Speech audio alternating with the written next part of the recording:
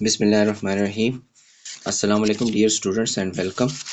Dear students, आज हम paper B को एमसीक्यूज़ को डिस्कस करेंगे, लेकिन इससे पहले आप लोगों से रिक्वेस्ट है कि इसको सब्सक्राइब करें और इस चैनल को लाइक करें ताकि इसकी रीच बढ़े, क्योंकि ये चैनल उस स्टूडेंट्स के लिए है जो कि रेगुलर क्लासेस नहीं ले सकते, उनकी स्टडी में हेल्प हो जाए, या फिर वो स्टूडेंट जो कि रेगुलर क्लासेस ले रहे हैं लेकिन उनको तैयारी के लिए रिवीजन या एक्स्ट्रा हेल्प की ज़रूरत हो तो वो मेरे लेक्चर्स देख सकता है। So let's begin. लेकिन उससे पहले मैं आपसे ये भी रिक्वेस्ट करूँगा कि आप कमेंट में इस चैनल को मज़ीद इम्प्रूव करने में अपने कमेंट्स सजेशन दें, या फिर कुछ सवालात हैं तो उन सवालात को भी आप कमेंट सेक्शन में बता सकते हैं। मेरी एक स्टूडेंट ने पिछले लेक्चर में ये याद दहानी कराई थी, जो कि मैं वीडियो के दौरान बताना भूल गया था, कि बेसिकली हमें 3 किस्म की बुकलेट्स दी जाती हैं, 3 कलर्स में या 4 कलर्स में। तो उनका मकसद ये होता है कि जो उनके क्वेश्चंस होते हैं वो सेम होते हैं, लेकिन उनकी सीक्वेंस वो अलग-अलग होती हैं, आगे पीछे होती हैं। तो इस वजह से आप लोगों ने परेशान नहीं होना। ये जो हम लोग क्वेश्चंस डिस्कस कर रहे होते हैं, यही क्वेश्चंस आए हुए होते हैं पेपर में। So let's begin.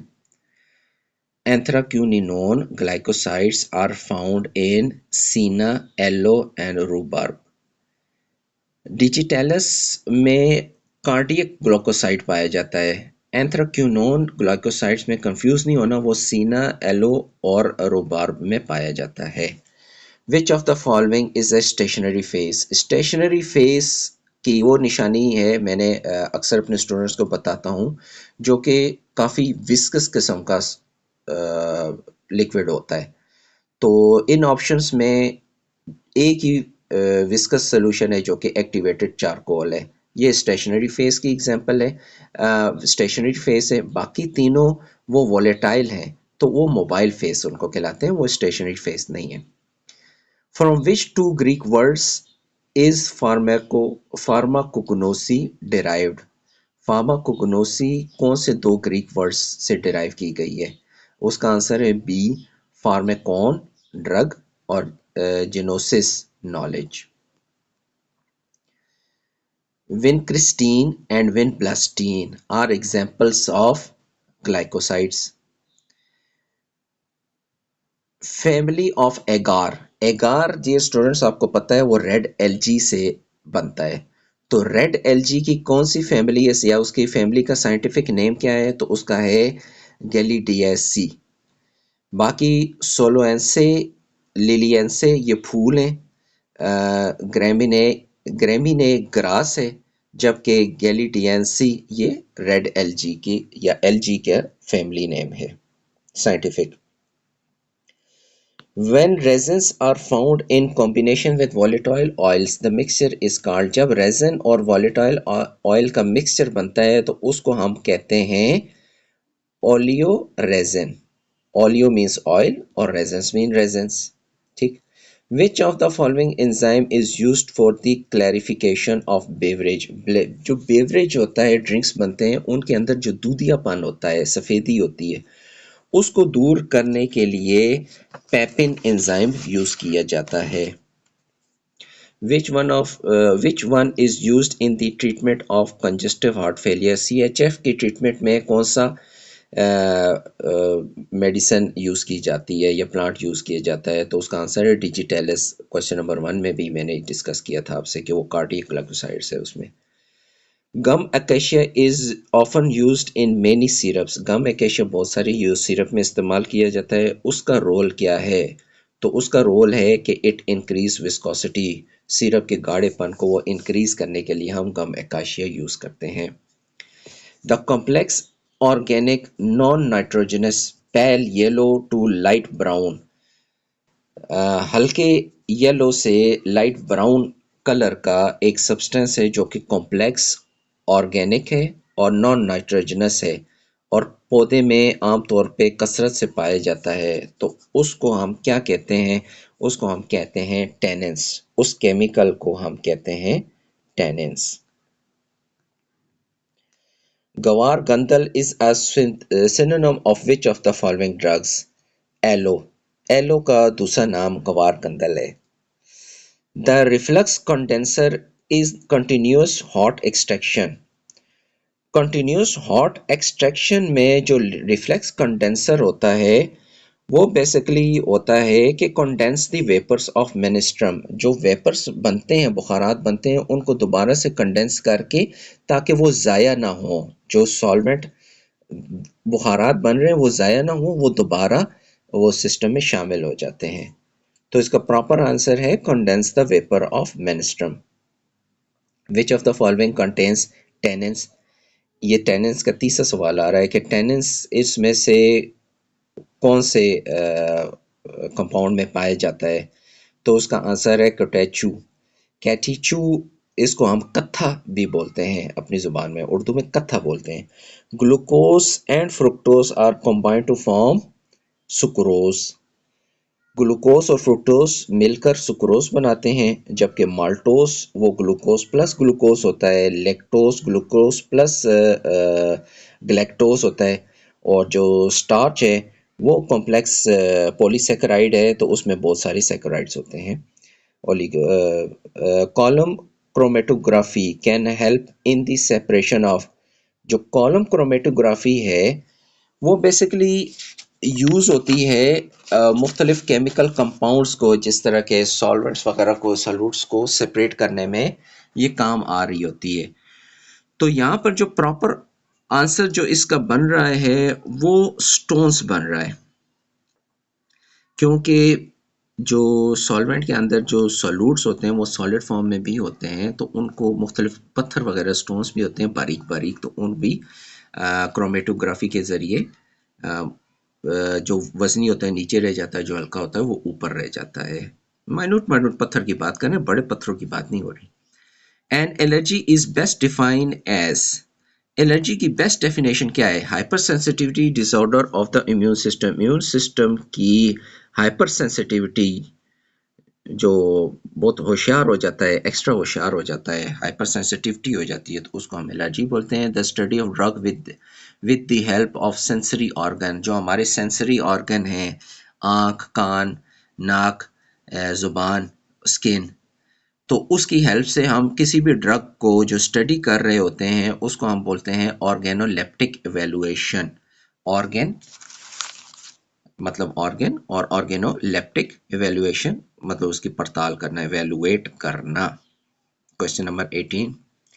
A symptom of Nicotiana tabacum toxicity includes. Nicotiana tabacum ये तंबाकू का साइंटिफिक नेम है। तो इसके जो सिम्पटम है वो है जनाब ब्लड विजन। इसके जो ब्लड विजन है वो तंबाकू की आप कह सकते हैं रिएक्शन वगैरह, या वो वर्ड प्रॉपर मेरे ज़ुबान पे नहीं आ रहा, कॉन्ट्राइंडिकेशन, वो इसका यही है कि toxicity, yes proper word is toxicity. अगर तंबाकू की टॉक्सिसिटी हो जाए या ज़्यादा कंज्यूम कर दिया जाए तो उसमें ब्लड विजन्स होता है, ये उसके सिम्टम्स हैं। सिम्टम ऑफ कैनबिस सटीवा टॉक्सिसिटी में इंक्लूड। कैनबिस सटाइवा ये भंग का साइंटिफिक नेम है। तो इसकी जो सिम्टम है वो हेलुसिनेशन है। On which basis are drugs classified in the morphological method. Morphological method या उसके पार्ट्स, मॉर्फी मतलब पार्ट्स, हिस्से, उनके पार्ट्स या हिस्से के मेथड के बेस पे हम ड्रग्स को जो डिवीजन कर रहे होते हैं, तो उसका प्रॉपर आंसर है C, by their parts use. जिन पार्ट्स में हम इस्तेमाल कर रहे हैं, अगर एक ड्रग है उसके जड़ है, उसका तना है, उसका बार्क है, उसका फूल है, उसका पत्ता है, तो उनको हम मुख्तलिफ हिसाब से क्लासिफिकेशन कर रहे होते हैं। In medicine bromelain is used as supporting agent for treating what. Bromelain basically enzyme है जो कि पाइनएप्पल से निकलता है। तो ये एंजाइम की यूज़ क्या है? इसका यूज़ है इन्फ्लेमेशन एंड एडेमा। इन्फ्लेमेशन में और एडेमा में ये एंजाइम इस्तेमाल होता है। एडेमा यानी सूज जाना, किसी भी जिस्म का सूज जाना, जिस्म के हिस्से का सूज जाना। Question number 22. What happens to the velocity of an enzymatic reaction as substrate concentration initially increase? Substrate वो चीज़ होती है जिस पे एंजाइम ने एक्ट करना होता है। तो अगर किसी भी मीडियम में सोल्यूशन में हम सबस्ट्रेट को जिस पे उसने रिएक्शन करना होता है वो हम उसकी तादाद को बढ़ा दें, तो फिर एंजाइमेटिक रिएक्शन का पर क्या फ़र्क पड़ता है? तो हमने इसका पढ़ा था कि मैकेलिस मेंटन थ्योरी के मुताबिक it increase up to certain maximum, कुछ हद तक ये एकदम रिएक्शन इंक्रीज हो जाता है फिर एक मकाम पे पहुंचकर वो फिर स्टेबल हो जाता है, उससे फिर मजीद आगे नहीं बढ़ता। What is the primary use of RF value? RF value chromatography में यूज होती है, इसकी क्या प्राइमरी यूज है? तो इसका प्राइमरी यूज है to identify substance based on their characteristics ratio. उनकी कैरेक्टरिस्टिक्स, किसी भी सब्सटेंस की कैरेक्टरिस्टिक उनकी खुसूसियात की रेशो की बुनियाद पे हम उनको आइडेंटिफाई कर रहे होते हैं। Question number 24. Any liquid that is used in the pharmacy for extraction procedure is called? Extraction procedure के लिए कोई भी कौन सा लिक्विड इस्तेमाल हो रहा होता है? तो इनमें जो हमारे पास एग्जांपल है वो मेनिस्ट्रम है। ये वो सोल्यूशन होती है जो कि एक बीकर में हम नीचे बेस पे रख देते हैं और ऊपर जिस ड्रग से हमने पानी निकालना होता है वो हम ऊपर रख देते हैं, तो वो पानी निकल कर उस लिक्विड में जज़ब हो रहा होता है। तो जो पीछे बच जाता है वो मार्क कहलाता है, और जो एलूट है या एलूशन जो प्रोसेस है ये इसको हम कहते हैं वॉशिंग आउट, या इसको हम पानी से जो पानी के बहाव से जो धो रहे होते हैं उसको वॉशिंग आउट, तो ये प्रोसेस है। तो इसका प्रॉपर आंसर है D, menstruum. Infusion is an extraction technique used for. Infusion जो कि एक्सट्रैक्शन टेक्निक है वो किस में इस्तेमाल होती है? तो इन्फ्यूजन बेसिकली क्या है? इन्फ्यूजन ये होता है कि किसी भी पानी में या अल्कोहल में या किसी भी लिक्विड में हम वो ड्रग्स सॉलिड फॉर्म में या उसके हिस्से, हम मिसाल के तौर पे जड़, पत्ते वगैरह, या जिस तरह चाय आप देख लें, तो हम उसको उसमें भिगो देते हैं और उसको छोड़ देते हैं, तो वो उसमें से जो उसका मटेरियल होता है वो जज़ब हो जाता है पानी में। तो वो ज़्यादातर हम यूज़ करते हैं सॉफ्ट नेचर ड्रग में। बाकी हार्ड और वुडी और मेटेलिक कंपाउंड और ऑली तो फिर होता ही नहीं है, मेटेलिक भी नहीं है, और हार्ड वुडी में हमें फिर बॉयल करना पड़ता है, तो वो बॉइलिंग मेथड या डिकॉक्शन मेथड कहलाता है। Types of tablets which are used under the tongue, जो जुबान के नीचे मेडिसिन रखी जाती है या गोली रखी जाती है, उसको हम क्या बोलते हैं? तो उसको हम बोलते हैं सब लिंगुअल। सब मीन्स नीचे, लिंगुअल्स मीन्स जुबान, सब लिंगुअल्स टैबलेट। लोसेंजेस वो चूसने वाली गोली को कहलाती है, सब लिंगुअल नहीं होती वो।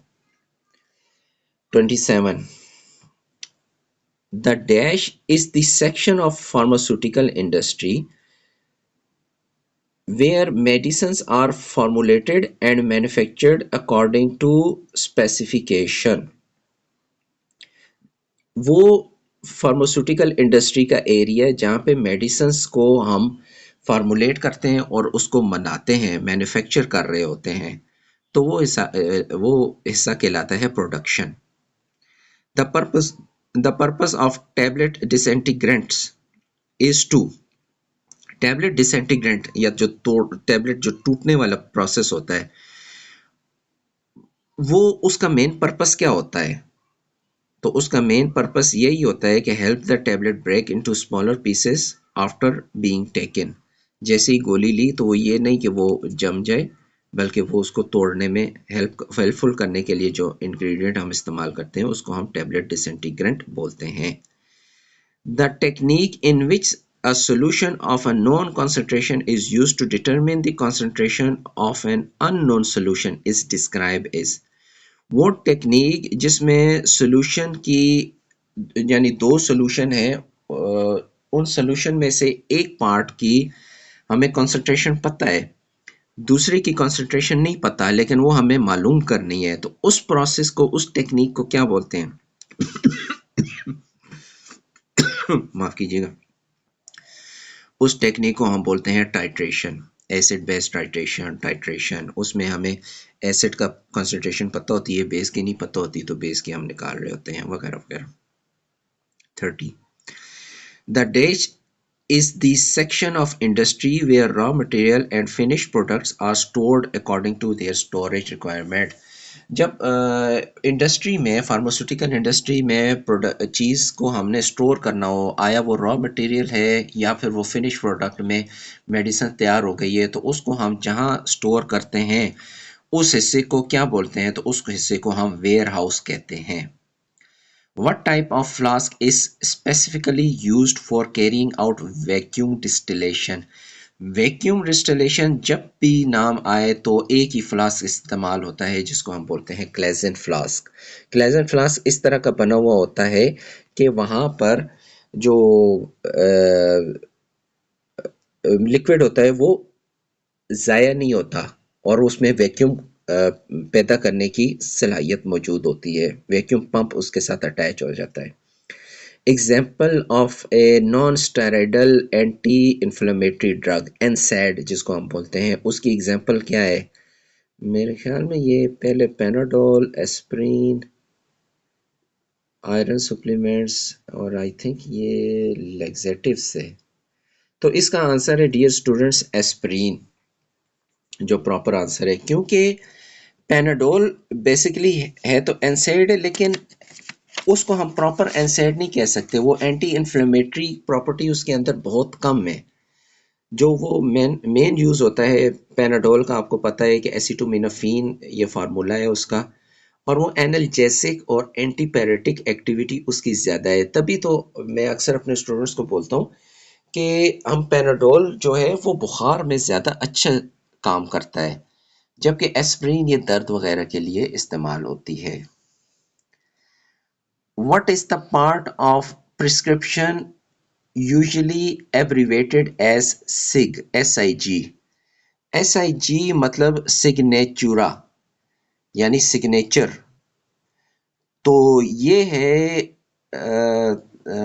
मुझे प्रॉपर नज़र नहीं आ रहा, माजरत चाहूँगा।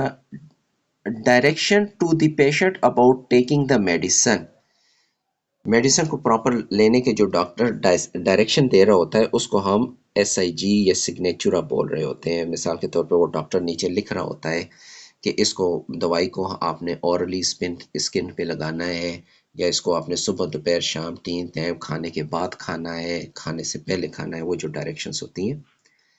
Examples of a solid doses form includes, solid doses form की एग्जाम्पल्स बहुत आसान,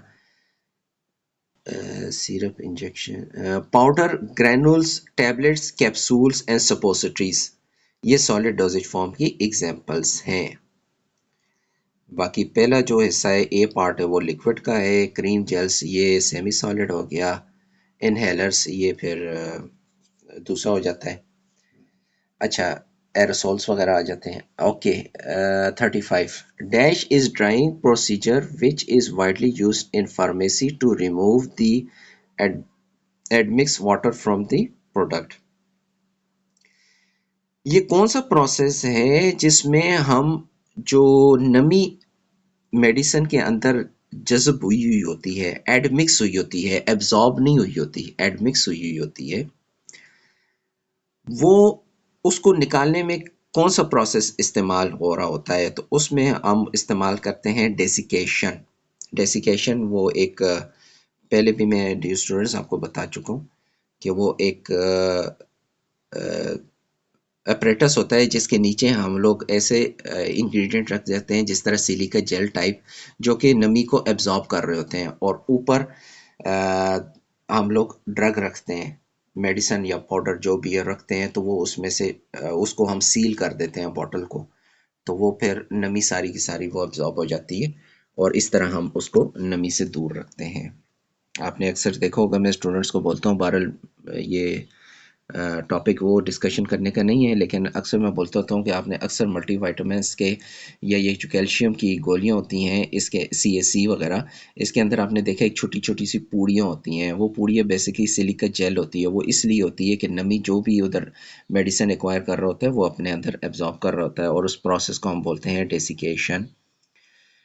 अच्छा, what type of closing mechanism is described where thread on a cap and a bottleneck engage? ये जो चूड़ीदार उसकी बात कर रहा है, चूड़ीदार ढक्कन की बात कर रहा है, सिंपल जो ढक्कन होता है, तो वो कौन सा टाइप है? तो वो उसका आंसर डी है कि a threaded screw cap, चूड़ीदार screw cap, threaded. Which of the following is the role of buffer? Buffer का क्या रोल है? Resist the change in pH, जो भी पीएच के अंदर चेंजेस आ रही होती हैं उसको वो चेंज नहीं होने देता।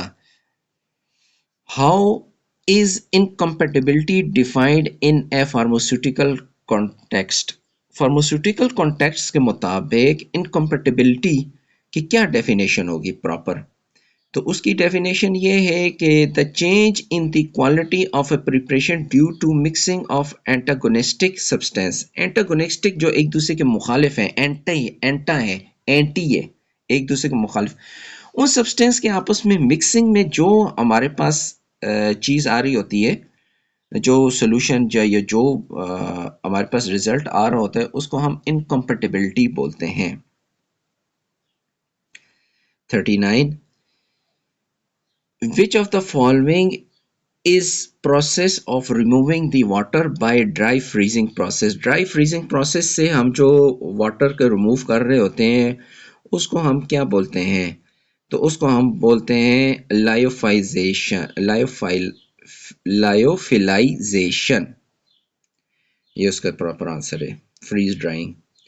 Question number 40, What type of liquid can be separated by fractional distillation? Fractional distillation के ज़रिए हम कौन से लिक्विड को इस्तेमाल करते हैं? जब भी डियर स्टूडेंट्स मैं अपने लेक्चर में बोलता होता हूँ वर्ड फ्रैक्शनल डिस्टिलेशन आ जाए तो फट आपके जहन में पेट्रोलियम मसनूआत की तरफ जाना चाहिए, क्योंकि पेट्रोलियम की क्या क्या खसूसियात हैं?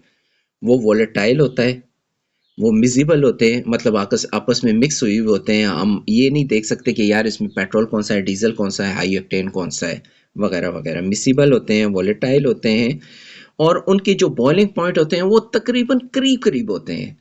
अगर एक चीज़ 34 डिग्री सेंटीग्रेड पे बॉयल हो रही है तो अगली 35 या 36 पे बॉयल हो रही होगी। तो उस प्रोसेस में जो हम सेपरेशन कर रहे होते हैं लिक्विड को, वो फ्रैक्शनल डिस्टिलेशन कहलाता है। तो इसका आंसर है बी।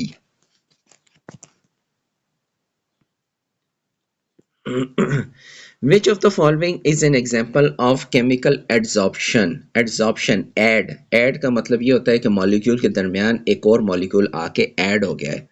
एब्जॉर्ब होता है जो जज़ब हो गया है, और ऐड वो होता है जो कि ऐड हो गया है उसके अंदर। ये मैं अपने स्टूडेंट्स को लेक्चर्स में अक्सर बताता होता हूँ अपने आप को इजी रखने के लिए। तो which of the following is an example of chemical adsorption? Chemical adsorption की सबसे जो बेस्ट एग्जांपल है condenser cold glass drug absorption, accumulation of oxygen gas on the surface of iron. Iron को जो जंग लग जाती है वो बेसिकली केमिकल एब्सॉर्प्शन की एग्जांपल है। Question 42, which of the following is used as sweetening agent? Sweetening agent इसमें कौन सा है? स्वीटनिंग एजेंट इसमें सॉर्बिटॉल है। Aspirin is weak organic acid, ठीक है। Which preparation contains tiny droplet of one liquid dispersed in another immiscible liquid? एक droplet of liquid होता है जो कि दूसरे जो कि इमिसिबल जो मिक्स नहीं होता उस लिक्विड के अंदर तैर रहा होता है। इसकी एग्जांपल है oil and water, in water और ऑयल दोनों आपस में मिक्स नहीं हो सकते। तो इसका जो आंसर बनता है वो बनता है इमल्जन, यानी ऑयल इन वाटर। ऑयल का टुकड़ा ड्रॉप जो है वो तैर रहा होता है। How a TPN solution is typically administered into the blood stream? TPN जो खुराक के लिए इस्तेमाल होती है सोल्यूशन, वो किस तरह एडमिनिस्टर किया जाता है पेशेंट को? तो वो एडमिनिस्टर किया जाता है through a catheter in a large when.